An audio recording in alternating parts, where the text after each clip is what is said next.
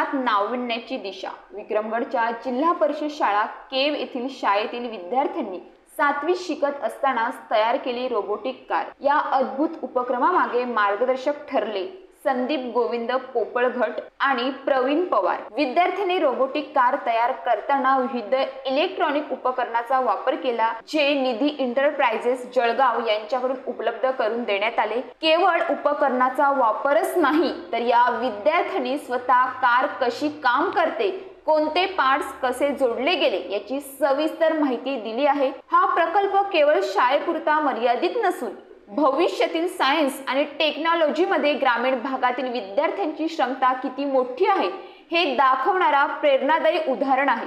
अशा विद्यार्थ्यांना योग्य मार्गदर्शन आणि संधी मिळाल्यास ते आवश्यक तंत्रज्ञानाच्या विश्वात आपलं नाव उज्ज्वल करतील.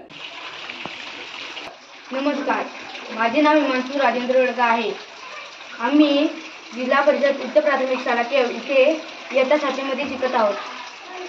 निधी एंटरप्राइजेस जळगाव या संस्थेने आम्हाला रोबोटिक कारचे सर्व साहित्य दिले.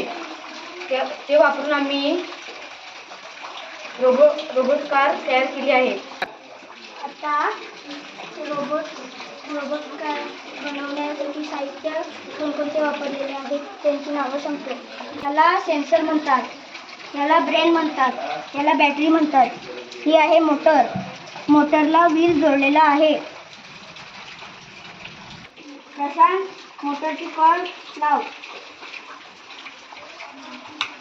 दुसरी पण लाव.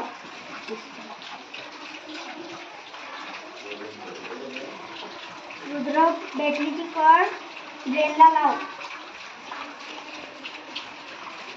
हिमांशू, सेन्सरची कॉर्ड ब्रेनला लाव.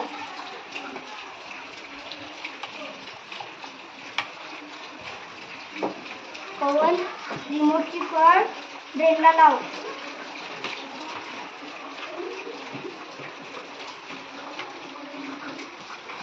आता आपली रोबोट कार तयार झाली आहे. ही आता कशी चालते ती दाखवते.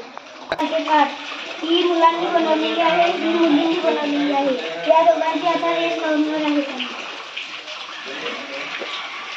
आपल्या